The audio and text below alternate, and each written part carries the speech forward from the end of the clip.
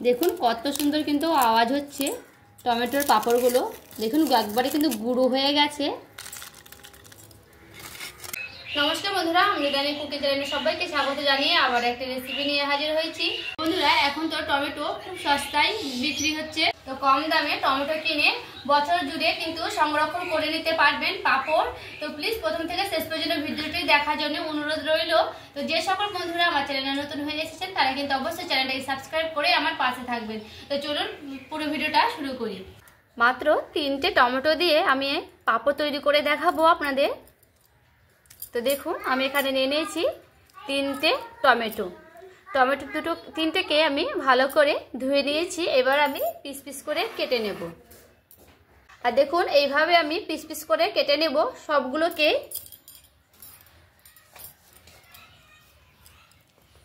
Tomato আমি এইভাবে piece piece করে কেটে নিচ্ছি।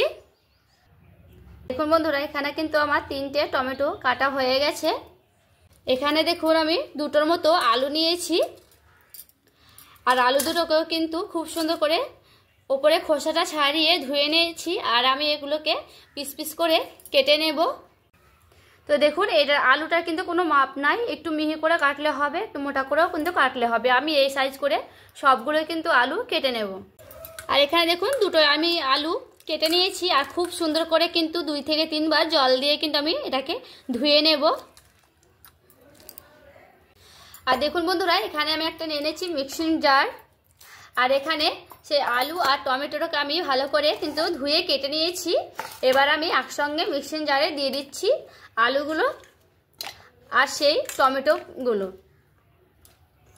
একসঙ্গে কিন্তু আমি এগুলোকে ভালো করে পেস্ট করে নেব। এখানে আমি একটুও কিন্তু জল দেব না। আর আমি এখানে দিয়ে দিচ্ছি 3টের মতো শুকনো লঙ্কা। তো ঝালটা কিন্তু আপনারা নিজেদের মতো দেখে দিয়ে দিতে পারেন। এখানে আমি 3টে শুকনো লঙ্কা দিয়ে দিলাম। এবার ভালো করে ঢাকনাটা ঢেকে এবার ভালো করে পেস্ট করে নেব। আর দেখুন সেই শুকনো লঙ্কাগুলো কিন্তু ওপরে গোটা গোটা তো আদা ভাঙা হয়ে আছে। এইভাবে কি হয়, পাঁপড়টা কিন্তু দেখতে সুন্দর লাগে বন্ধুরা। এবার আমি একটা বাটিতে এইভাবে ঢেলে নিচ্ছি। আর দেখুন মিক্সিং বলে কিন্তু অনেকটা লেগে আছে, তার জন্য আমি দিয়ে দিচ্ছি জল দিয়ে ভালো করে এইভাবে গুলিয়ে নিয়ে আমি সেই বাটিতে ঢেলে দেব। আর দেখুন বন্ধুরা, এইরকম কিন্তু পাতলা হবে ব্যাটারটা আমার কিন্তু পুরোপুরিভাবে রেডি হয়ে গেছে।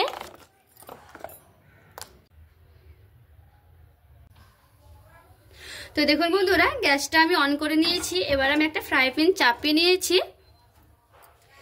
এবার আমি সে টমেটো পেস্টটা আমি দিয়ে দিচ্ছি সে ফ্রাই প্যানের ওপরে।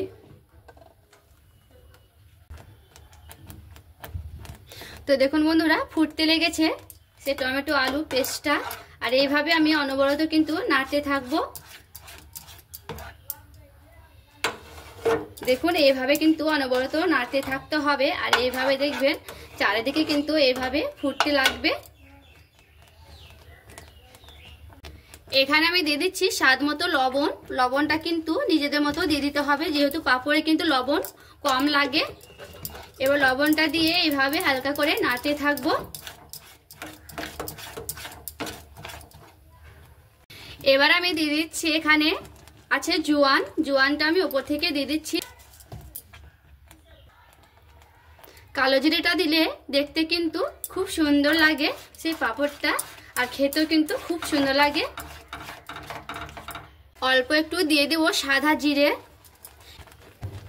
এবার আমি সব উপকরণ দিয়ে ভালো করে নেড়ে নেব। আর একটু শুকনো শুকনো হয়ে আসলে কিন্তু আমি সেই নামিয়ে নেব। টমেটো ও কাঁচা আলুর গন্ধটা কিন্তু পুরোপুরিভাবে চলে গেছে বন্ধুরা। এবার আমার সেই ব্যাটারটা পুরোপুরিভাবে কিন্তু রেডি হয়ে গেছে। আর দেখুন কতটা কিন্তু ঘনত্ব হয়েছে। এইভাবে কিন্তু করে নিতে হবে ব্যাটারটা রেডি। এবার আমার কিন্তু ব্যাটারটা রেডি হয়ে গেছে। এবার আমি কিন্তু গ্যাসটা বন্ধ করে দেব। এবার আমি সেই ব্যাটারগুলো দেখুন সেই ব্যাটারগুলো কিন্তু পুরোপুরিভাবে ঠান্ডা হয়ে গেছে। এবার আমি এখান থেকে 1 চামচের মতো করে নেব। আর এইভাবে দিয়ে দেব। দেখুন এইভাবে দিলে হালকা করে দিয়ে কিন্তু এইভাবে হালকা করে এইভাবে করে নেব, তাহলে কিন্তু হয়ে যাবে।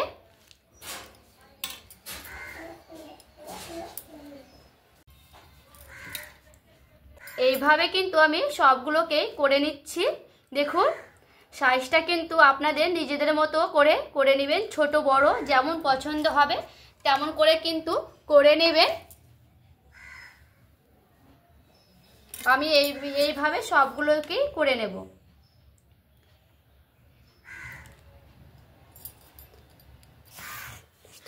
আর দেখুন এইভাবে কিন্তু আমি সবগুলোকেই করে নিলাম। আর যে বাকিগুলো আছে আর একটা আমি প্লাস্টিকে করে সবগুলোকে করে নেব, দিয়ে আমি রোদ্রে শুকোতে দিয়ে দেব। আর দেখুন বন্ধুরা সবগুলোকে আমি রোদ্রে পুরো একদিন কিন্তু রোদে দিয়েছি, তাতে কিন্তু খুব সুন্দরভাবে শুকিয়ে গেছে আর উঠে গেছে।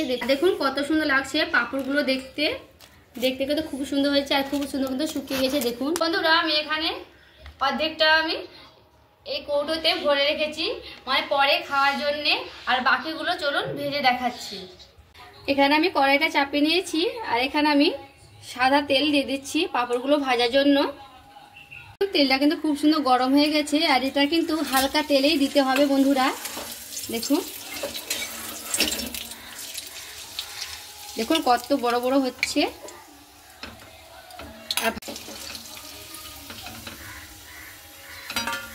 সবগুলোকে আমি ওইভাবে কিন্তু ভেজে নেব। আর দেখুন কত সুন্দর কিন্তু হচ্ছে ভাজানো।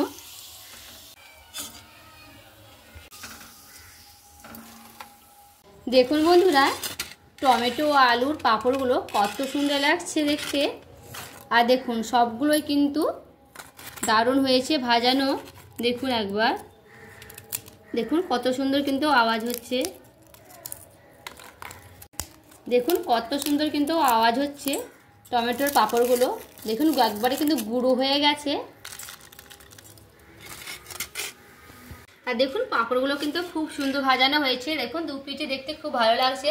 তো বন্ধুরা অল্প তেলে কিন্তু খুব সুন্দরভাবে হালকা করে তেল গরম করে কিন্তু ভাজতে হবে, তাহলে কিন্তু খুব সুন্দরভাবে ভাজানো হবে, না হলে কিন্তু পুড়ে যাওয়ার ভয় থাকবে। তো দেখুন বন্ধুরা আমার পাঁপড়গুলো কিন্তু খুব সুন্দরভাবে ভাজানো হয়েছে। দেখুন দেখতে কিন্তু দারুণ হয়েছে।